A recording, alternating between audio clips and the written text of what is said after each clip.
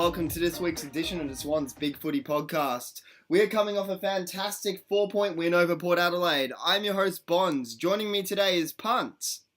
How are you guys? And SM. Hey guys, how you going? Yeah, pretty good. May as well start off with yourself, SM. What are your views on the match today? Oh, yesterday. Well, first of all, I'd like to address the main board stereotype who has come out and said that we didn't actually win the match. Kohler won the match. Lance Franklin, Mr. Kohler, apparently won the match, and the Sydney Swans only had one player out on the field. But I just wanted to actually say what a fantastic effort from every player on the field, because I think everyone contributed well, apart from perhaps Gary Rowan, who didn't do a whole lot as the sub. But I thought it was a very even performance from pretty much everyone, and so it was actually a really great display. I mean, Franklin kicked his 5 goals, but you had Kennedy in the middle. It was a clearance machine. You had McVeigh roving for a couple of goals early.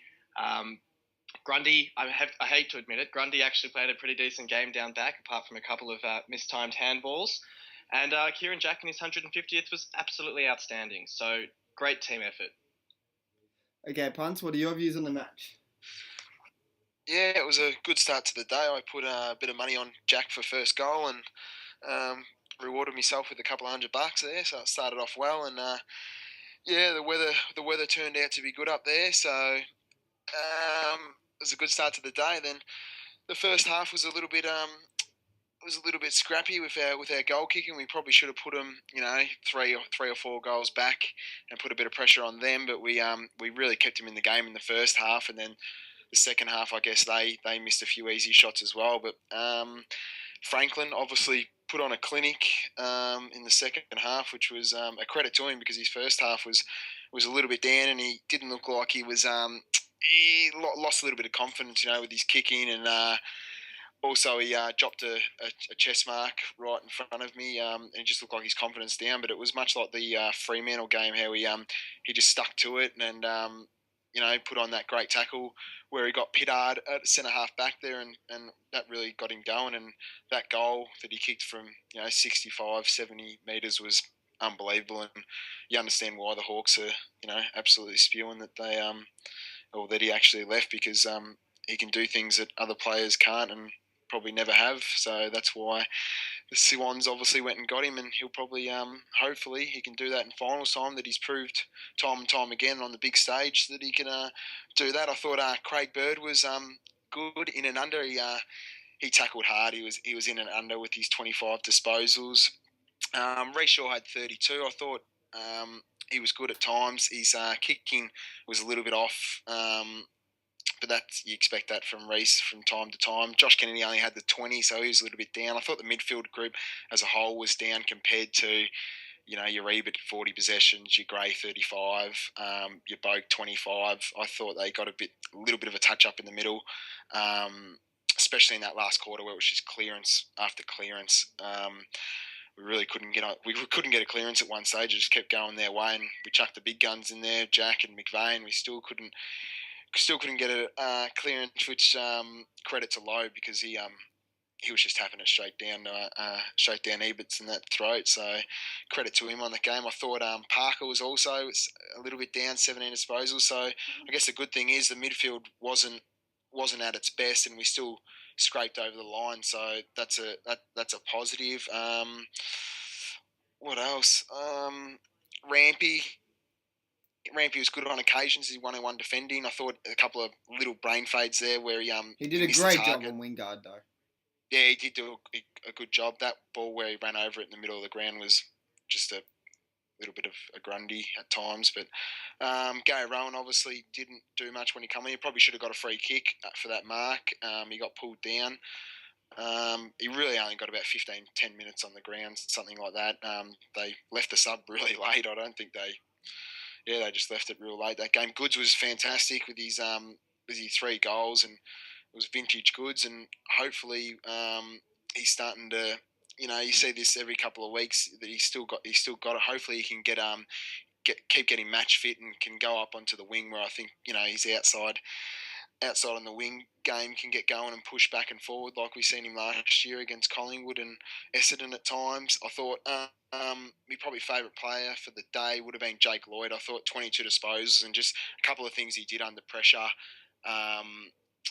he's got a real good sidestep in the congestion. He got it out a couple of times, which is good. He laid a couple of really good tackles, and also Harry Cunningham, he got 16 odd possessions, but there was a passage there through the middle where Port Adelaide were out, and he laid an enormous tackle and was holding the ball and actually turned it over, and we went forward and kicked a goal. So that was sort of a 12-point play there where they were out and gone, I think, and they would have probably scored. And he laid a fantastic tackle. So the rookies in Lloydie and Brandon Cunningham were fantastic and exceptionally, especially Lloyd and Cunningham. I thought they were both really good yesterday in a high pressure game. Considering that was Lloyd's fourth or that's probably his eighth game, was it? Yeah, it was his eighth game. Look, I wanted to actually seems to get Interestingly, I think he debuted against Freo and hasn't actually tasted defeat yet. He hasn't tasted defeat yet. He's been in for every one of our wins so far, except for obviously the round 2 match against Adelaide. He's been there and he's been amazing. Just reading his stats from yesterday, 22 disposals, 8 of them contested. But the thing that really surprised me is how good is his disposal efficiency. He seems really to good. have just extra time in traffic compared to most players. It's quite uncanny. Like, if he doesn't get a Rising Star nomination this week, and I have a feeling they're going to give it to Bontempelli from the Dogs after today, I don't think he's going to get one this year. Yeah, well, he's going buy at one. 86% yesterday. He's just, as you said, he just seems to have a bit more time than others, and his sidestepping congestion, like I said, it's fantastic. He doesn't rarely get caught with the ball, and he just. And he also, for his size, he's one of the smallest players on the ground. He's got a good overhead mark as well, and he's not afraid of going back as well. Like, he's got a good overhead mark. I really like Jake Lloyd, and if he keeps going with this, because I don't think there's been a game where he's actually started and hasn't got 20 possessions all over. So you can't. He's obviously knows how to rack up the ball. As you said, he's going at 85%. His kicking efficiency. I reckon he's a gem. Really good player. Now, SM, I wanted to ask you just what you thought on our defence yesterday. Would you give him... It was interesting just reading a few opinions on the main board and everything. Either people are really praising our defence for the performance yesterday and the pressure they had when Port Adelaide's midfield were on top, but there are a few people who are giving it a few rather negative views, which surprised me a little with a few of the clangers that were coming out of the backline and the fact we didn't seem to have as much run as usual. What are your views on it? I found it quite interesting because during the week, I saw someone on the main board basically saying that the thing they're looking forward to most about the game was seeing that hack Malcheski crumble under the pressure of Port Adelaide because they just didn't rate him, which I found quite surprising because Malcheski's been in quite impressive form and was probably our best on ground against Geelong. And, if you're beating Geelong by 110 points and you're best on ground, you can't be too average a player. But I'd say that the run off halfback was probably the best part of our defence. I think Malcheski, Rampy, Shaw and Smith were probably the standouts for me. I think Grundy, I think Grundy had a good game and he took quite a few good marks, so you can't fault him there. But there were a few occasions where he got outmuscled by Westhoff, I believe, as well as Schutz on a couple of occasions, which wasn't too impressive for mine. I don't really see the view that our disposal efficiency out of defence wasn't great when you look at, Smith had an 83% disposal efficiency, Malcheski 72. That's not amazing, but it's not, it's not horrendous. It's not, 60% like Craig Bird, for instance. So I can't really agree that the defence was too poor. Probably late in the game was when I was getting a bit stressed out when they kicked that late goal and then had the chance to actually win the match. And you got to praise Sam Reid for that massive punch of his. But overall, no, I thought they stepped up quite well. What did you guys think of Sam Reid yesterday, actually? He plucked a few marks all over the ground, but whenever he seems to just glide into defence, he seems to go up a level or two. Whilst we've seen him kick a few goals this year as a forward, especially last week with 3 in the third quarter against Gold Coast, but we can't really seem to shake off the fact that it looks like he might be a better defender than forward or utility.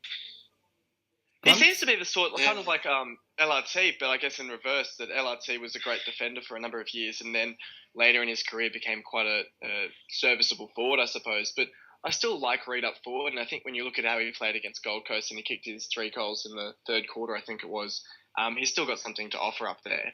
But no, I think late in the match when, for instance, in the situation we were in with Port really trying to run over the top of us, he's a very calming influence in defence because he is such a good mark. You've got that option to take the mark or, as he did, to punch the ball away. He's got a wingspan of nearly 202 centimetres, Sam Reid, and when we drafted him from the TAC, he was originally a midfielder until he was about 16 years old, where he grew nearly 14 centimetres in 1 year, and then he was played as a key position backman. It was we originally he was almost thrown forward out of desperation in a round 22 match against Brisbane a few years ago, just because we were resting a few players before finals. So he doesn't have a huge amount of experience playing there, but he seems to be more comfortable in defence. Yeah, it's funny that I really rate Reid. I reckon he's that versatile for a 196 centimetre player to be able to go up on the wing, and he comes off the centre square, shut off centre half forward, and actually goes into the middle. He's been playing that role since he's been back, and just comes shut off the centre square and runs shut into the middle. He's almost another comes into the congestion as another midfielder, and he puts on great defensive pressure. You probably you don't notice it as much maybe on TV, but at the ground you notice how much he comes off that square and puts on great defensive pressure. He made 7 tackles yesterday. Yeah, exactly right. For 196 centimetres, he probably shouldn't be, as we say, for a Lance Franklin, but they shouldn't be that quick. He's such a versatile player, Sam. I seen him on the wing yesterday, coming off the square into the centre. As you said, he can go back, bow forward. I reckon he, I understand why Longmire, absolutely loves him. He might not get the stats that other players get, but the things he does off the ball, and just he's such a hard matchup, and with everyone up in the forward line, him being able to take a defender as well away, because you still have to defend him at the end of the day, as you know, because otherwise you don't. And what happens last week against the Gold Coast, he gets a bit of a third, fourth defender, and he kicked 3 goals in 1 quarter, and probably should have 4 for the game. So his stats might not be as big as others, and the accolades, but I really rate Sam. I reckon he's a ripper. He went back in defence yesterday, as you said, that punch, and he's a big part of us, going further in the future, and hopefully premierships. Now, one player I did notice we really missed yesterday was Ben McGlynn. This year, I know everyone's talked up how good Josh Kennedy's season has been, and it has been rather fantastic. But if McGlynn hadn't missed a few games recently, I think he'd be a clear away leader of our best and fairest. Yesterday, it really showed how much we missed his hardness around the ball and the fact he can apply a defensive job to a player. He would have almost been a perfect fit to try and stop a Brad Ebert or a Robbie Gray when they really got on top of us yesterday. SM, what are your views on this? How important is McGlynn to our structure right now?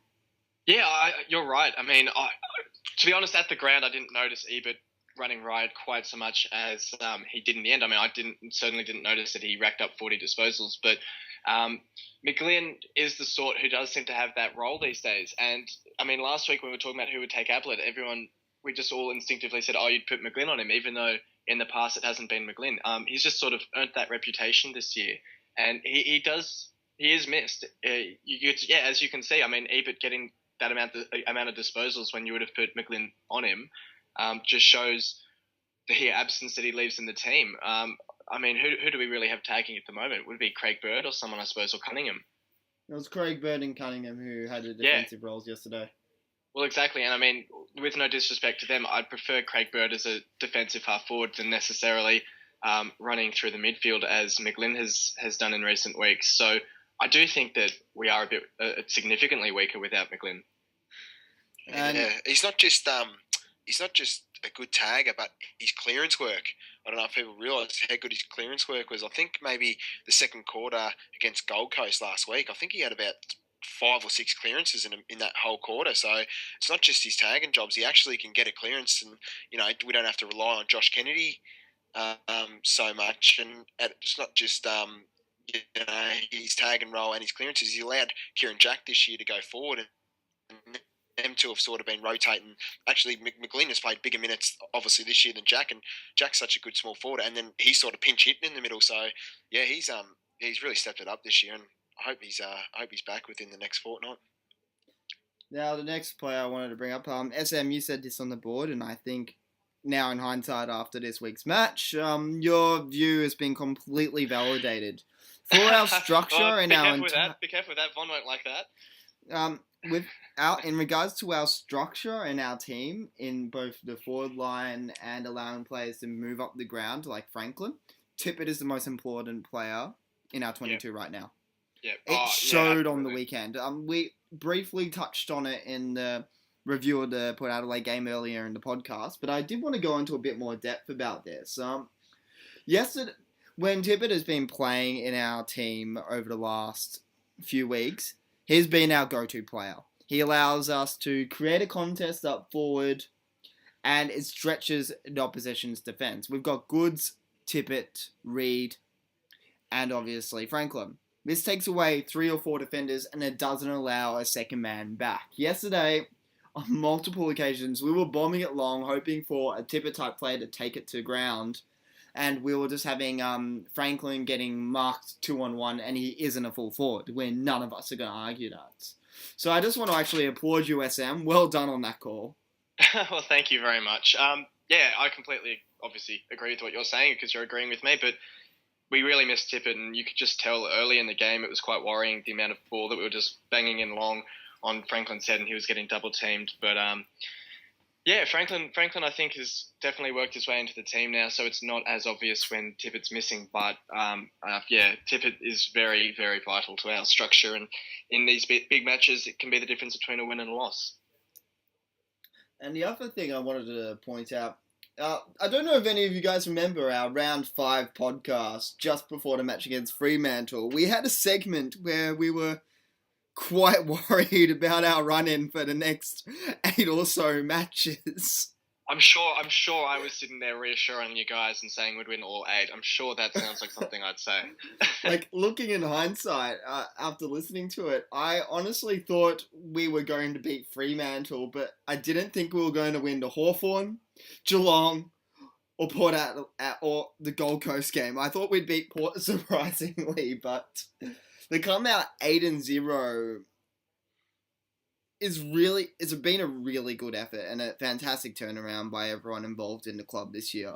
After round 4 this year, we were getting hammered left, right and centre in the media from our coaches. I'm sure the players had, Kieran, Jack and a few of the others have spoken about a very serious players-only talk after the round 4 match against North Melbourne.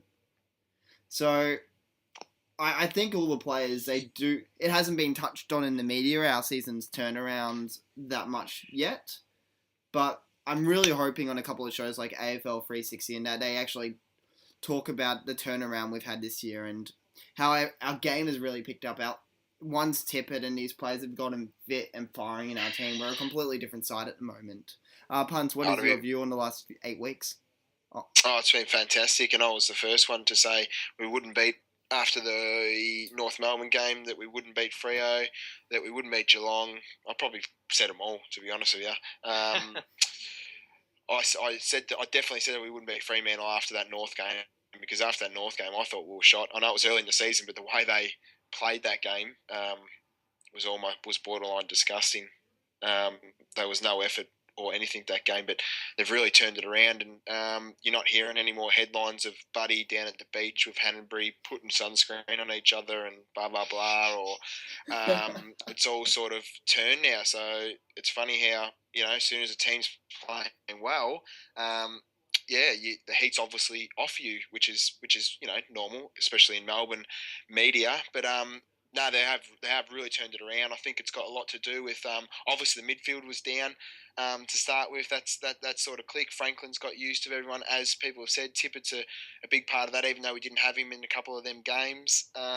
They've really turned it out, and that's a credit to obviously the club and the players to be able to do what they have done, because they were after losing a GWS and getting a real good touch up against North, and all the culture stuff come out, and Buddy didn't get a kick against North, so it was just the Melbourne frenzy was just all over it. So that good on them for turning it around, and hopefully they can keep going this week against Richmond. Yeah, and I mean it's quite interesting because I think last year we didn't beat a single team in the top 4. And so to turn it around and comprehensively be so dominant against our top 4 competitors is just such a strange feeling in a way, because I can't remember a season where I felt comfortable with us playing any opponent, and it backed us in to beat pretty much anyone in the league. Because, I mean, even in 2012, I think Hawthorn and Geelong were still and even Collingwood were quite worrying prospects to face in a game or in a final. And, I mean, obviously we knocked them off. But this year, there doesn't seem to be that fear in this side. They're quite confident in their ability. And I think going forward, there's no one in the comp that we can't take on and can't beat, really. To be honest, I reckon this week will be about how good Port Adelaide played against us at the SCG, and they're the real deal. What do you mean it will be? It already is. Have you read There it in your articles? you go, you know what I mean? It's already, as I said, 360 shows and on the couch and stuff like that. This week, you'll hear about how good Port Adelaide are. They are the real deal. If Hartlett didn't do his ankle early on, if they had Polak, they'd probably win the game. If one person brings up if they had Polak, they'll win the game. I'll just say McGlynn, Tippett, Pike. Yeah, I've already heard that if Hartlett didn't go off early, they would have had more run in the last quarter and they would have beaten us. I've heard that Polak gives you that outside more speed. They would have won, and we just got over the line. If it wasn't for Franklin, blah blah blah. So I've already heard it. So I presume I can probably guarantee that 360 will be saying how good was the game on the weekend, and Port Adelaide are the real deal to go over there and take it right up to them, and maybe should have won the game. So hang on, does that mean that if we go over there and beat them in a couple of weeks' time, that we'll get all the press for us? Or no, is that not? No, that's not how it works. Or unfortunately, not. It's all going to be talking about our money man. Exactly. That's why I addressed it earlier in the show, but you can already hear all the talk about Kohler and Buddy Franklin this and Buddy Franklin that. And worth the money. I'm putting it out there. He is worth the money right now. He gets us. If he gets us 1 flag, maybe 2, that 9-year deal is worth its weight in gold. I think my call was I wanted to see 2 or 3 flags, and everyone said I was being over the top, but I'm standing by that, I think. Look, if he's willing to give us performances like that once every 2-3 weeks, he's going to bring in people to the SCG in droves. Yesterday's crowd, 41,000 people. I think it's the most we've had in nearly 7 years, and it's the 4th largest we've ever had at the SCG, which is incredible because we were playing Port Adelaide. Yeah, well, exactly. I mean, I think the greatest part about the fixturing was that going into the year, people probably didn't expect Port to do so well, which is why it's at the SCG, and it was kind of by chance almost that we were able to capitalise on the game at the SCG and get such a great crowd. Yeah, it's actually our biggest crowd at the SCG in 17 years. 17? Yeah. So since Tony Lockett was playing? Yep. Wow. 1997. Year after we played in the 96 Grand Final. Yeah. Yeah, wait, with the last game that would have been that big, I'm just trying to think, would that have been Ablett and Lockett at the SCG? I was thinking, would have set the record, wouldn't it? That was the 40, that's the record. 45,000? 47, isn't it? 47, yeah, something like that. Yeah, it was Ablett Lockett. It's definitely the one I'm thinking of. Jeez. This is incredible. I honestly think if we were playing Hawthorn next week, if we didn't have Hawthorn at ANZ earlier in the year, it was at the SCG next week, it would break the attendance record. 41,000 against Port Adelaide is incredible, but imagine if we had Hawthorn there, not at ANZ. What's the capacity of the SCG these days? Is it 45, 46? 48. 48. Okay, yeah. Yeah, so we'd definitely break the record then. Or even someone like Collingwood, just because Collingwood seem to get such big crowds up here.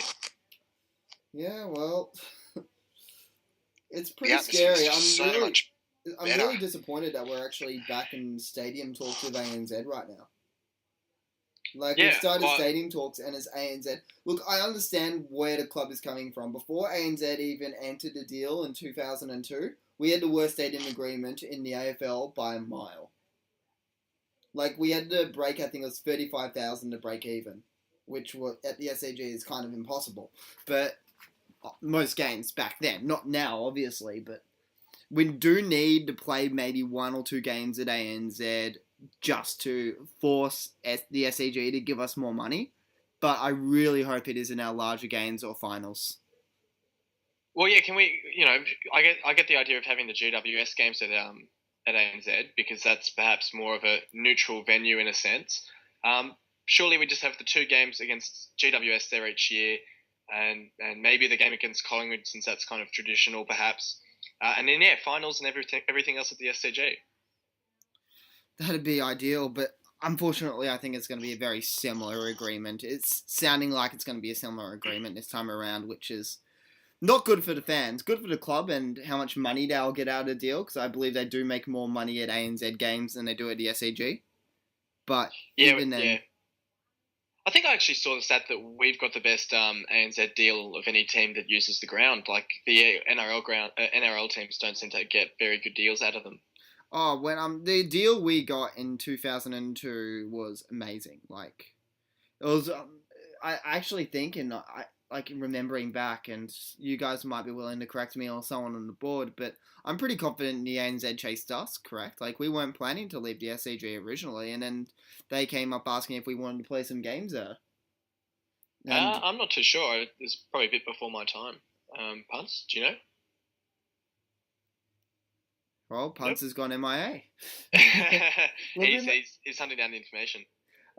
Look, we may as well go on to the next game. It's a Friday night live match. A chance for all our Melbourne supporters to see Lance Money Franklin live and in form for once.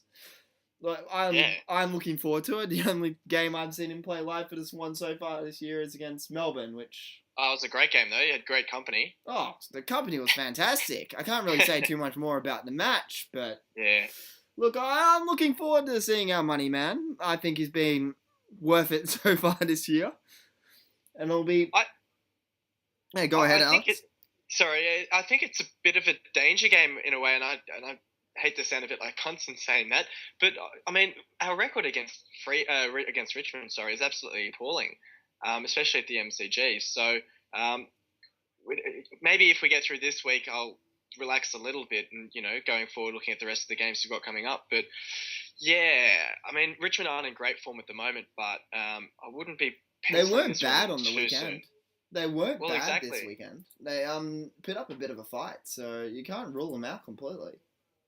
Well, exactly. I mean, they're looking like they're in danger of coming back into a bit of form right at the time we would least want them to. So, like, if you look at it, Jack Rewald to kick straight, that game could have been very different. He kicked one goal 5. Well, they had 100 more. They had 100 more. I think they had nearly 100 more possessions than Fremantle, more inside 50s, more tackles, and more contested possessions, and they still lost the game. So, as you guys said, I don't want to be taking them lightly at the MCG. I know they don't have the speed on the outside they probably used to have, but still, I know we're totally different teams, but still. But I think obviously Sydney know that now. Or it's just another reminder today that the Western Bulldogs have just gone out and beaten Collingwood today, and you can get beaten by anyone. You can get beaten by anyone. Doesn't matter, and they know that from GWS and stuff like that. You can get beaten by anyone if you don't show up. Well, the Western Bulldogs had a similar sort of performance against Fremantle to the one Richmond had. And you see, like you just said, Bulldogs go out and beat Collingwood today. It's just a reminder that anyone can beat anyone, and teams coming back into form can surprise people. Yeah. It's going to be... Look, all things being said, we should win. We just shouldn't lower our heads and take it easy, which we have had a habit of doing over the last few years. Well, that's exactly it. I mean, you can't tip against us in this sort of game, but it is one of those games where you just have to make sure that the boys stay focused and don't think too far ahead, I suppose. And you've got to be pretty wary because Richmond do have some pretty dangerous players. Like Trent Cotchin, I think Ben McGlynn should return and take him. You've got Jack Rewalt, and if he's on form, it's going to be a struggle for either Grundy or Richards. I'm not sure who they'll send to him. Because usually Grundy's taken most of the really big, bulky forwards this year, but Rewalt's kind of in between. Yeah. Then you've got Dustin Martin, who, if he's playing up forward, I think you'd send Nick Smith to him, but that's a really dangerous matchup. I almost think Rapey. He'll Yeah. Rampy.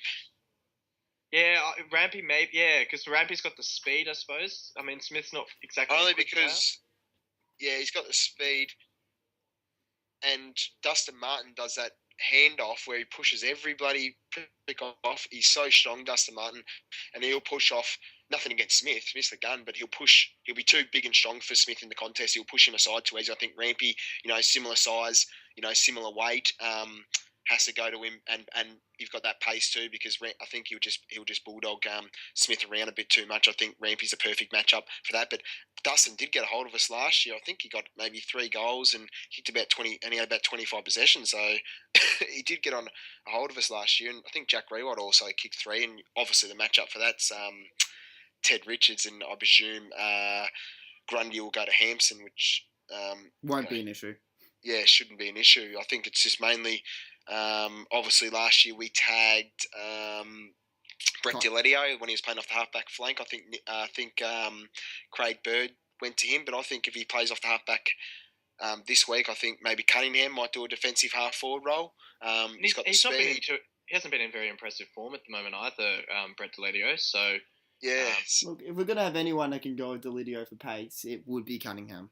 Yeah, defensive half forward. That or keep in Rohan and use him as a defensive forward, and I don't think Rohan will be keeping his place this week. Yeah, so maybe Cunningham on Diletio off the halfback, half forward defensive role, and while Dustin Martin's forward is Rampy. And obviously the other matchups, and I think they'll just go to head to head. Hanbury's probably going to be a big loss. We'll have to cover him. The reports of Hanbury being out for 3 or 4 weeks are completely unjustified so far. He doesn't get his scan until tomorrow. He came back onto the ground. It might just be a roll or twisted ankle. He might be okay to play next Friday. I wouldn't rule him out yet. Hanbury's a tough little bastard. It's funny that because 3AW's Twitter said big news. Doc Larkin's just got big news in from Sydney. Hanbury's got internal damage and it's going to miss 4 to 6. And then Hanbury was on the footy show today, and he said, he obviously said, I've pulled up a bit sore, and I'm getting scans today. And this is at 12 o'clock. It was scans tomorrow, wasn't it? He's getting them on Monday. No, he said scans today, and he'll know the result today. But that was at 12 o'clock today that he had scans. Or that's what he said he was getting. I don't know what you reckon the Sydney Swans Football Club would ring up Doc Larkins for all people and say, hey, Doc, here's the information on Dan Hanbury. I don't know about that. And also, he was off the ground for 10, 15 minutes, but he come on for it would have been at least 10, 15 minutes. He came on for the last 4 minutes and 15 seconds. Sorry, there you go. I'm wrong. So he come on for the last 5 minutes. You would have thought if there's only 5 minutes to go, if we can get through this, let's just keep him off. I don't know if they'd risk any further damage with only, as you said, 4 minutes to go. If maybe a 2-week injury going out to be a 10-week, bloody internal more in damage with 4 minutes just to go on the clock. So that'd just be, you'd think that'd be just stupid. But I guess obviously I don't have a scanner there and know what's going on. But if there's only 4 minutes in the match, why would you send him on if you had fears that it was obviously a bad injury? So no, I agree. It'll be interesting to see, I guess. Okay, guys, what are your tips for this week? Alex? How do you reckon the match will play out and who will win? Sorry? How do you reckon the match will play out and who will win? Look, I will say that we're going to win. You can't really tip against us in this sort of form. I do think it will be closer than people suspect. Maybe early on. We might pull away later in the game, though, because, kind of like in the Gold Coast game, I suppose. So, I'll tip us by maybe 25 points. Okay, Punts? Yes, I'm tipping us by 3 to 4 goals. The ins, I think Pike will come in this week because they need to start to get some time into him at senior level. I think he'll come in and play out of the goal square and play that. Obviously he's no tippet mobile-wise, but I think he'll come in and play out of the goal square, which Chaplin will probably get him, and Rance will be at it.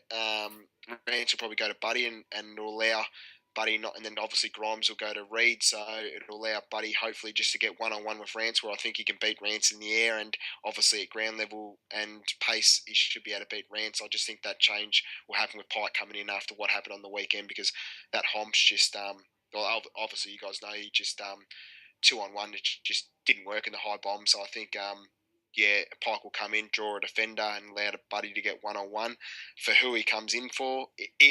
If Hanbury misses, I think it'll just be Hanbury for Pike McLean? and McLean. He's got one more week, I think. I think he was out for 2 weeks. Was what I think. We said at the ground that it was 2 weeks, but you never know. They might put a bloody glove on him. I don't know. I'm just going off what they're saying. So if Hanbury misses, I think it'll just be straight in for Pike. I don't think they'll debut anybody else for that game, and maybe Gary Rowan sub and Jack plays and maybe Goods goes up to the wing on Hanbury's sort of role a little bit more in that game. That's really the only change I can see is Pike in for Hanbury and to play the goal scorer and get some match fit and let Buddy get one out and go back to the other structure wise, and I think we'll win by 3 to 4 goals if our forward line get a hold of theirs. Just on debutants, it was quite interesting. I found that at halftime yesterday they had an interview with Zach Jones. They generally seem to interview people who are obviously getting close to a debut or are performing well in the reserves. So, and obviously there was the rumours that he was going to be the one in for Pike rather than Rowan. So I do hope that we get to see him at some point in the future, maybe against a GWS or Western Bulldogs or someone like that. Yeah, he's obviously close, been emergency a couple of times now, and the last 2-3 weeks in the twos, he's racked up 29 and 25s in the twos off the halfback flank, and he played off the wing a little bit the game I saw too. So maybe if they just if they decide to drop Rowan, which I don't know if they will. I know John Wanmai loves him, and they really only gave him 15 minutes in the game. I don't know if they'll drop him just after that, but after just one game, considering if Hanbury misses, I think they might just make the one change. But if they decide to, maybe Rowan could go out with Zach Jones coming in to be the sub. But you never know, I guess. As for who I believe will win this weekend, I think we'll win by about 30 points. So I'm worried about the midfield battle slightly. I do rate Richmond's first 4 midfielders. So they do. I think what's going to happen is they're going to start the quarters well, but as soon as rotations start getting a hold of both teams, we should be able to close back late in the quarter. I reckon that's when we're going to really catch them. Worst nightmare and best situation for you this week, Alex? Oh, SM, sorry. Worst nightmare is probably that we continue our trend against the Richmond and lose by about 30 or 40 points. But sure thing, or I'd say sure thing's probably going to be Buddy to kick another bag. I think Buddy will perform well. I mean, granted, hopefully if Pike comes back in, if Pike doesn't come back in, I'm probably not as sure of that. But if Pike comes back in, I think Buddy will probably kick about 4 or 5 goals. Okay. Punts, your... Yeah, my worst nightmare, I agree with SM, is that we lose to Richmond by 30, 40 points. I know it doesn't undo the 8 games previous to that and what we've achieved, but to lose to Richmond, a side that's won 3 games and the form that they're in would be pretty disappointing considering who we've beaten over the last 8 weeks. That'd be my worst nightmare. My sure thing is Kennedy. I think after a bit of quietish game on the weekend, I think he'll get 35 disposals, best on ground with 11 clearances. Okay then. What's your sure thing, Bonz? Sure thing this weekend, I think, will be Rewalt to only kick 1 goal and we'll have a very positive blanket joint job from both Grundy and Richards. I think they'll have the extra man chopping off the space in front of him. My worst nightmare will be, even though Rewalt gets held, we somehow find a way to continue the MCG tradition against Richmond and lose. But I don't think that'll happen. I'm pretty confident for this weekend. That being said, thank you everyone for listening to this week's edition of Swans Bigfooty Podcast. I'm Bonz. Tonight I've been joined by SM and Punts. Thank you and good night. Show me the money.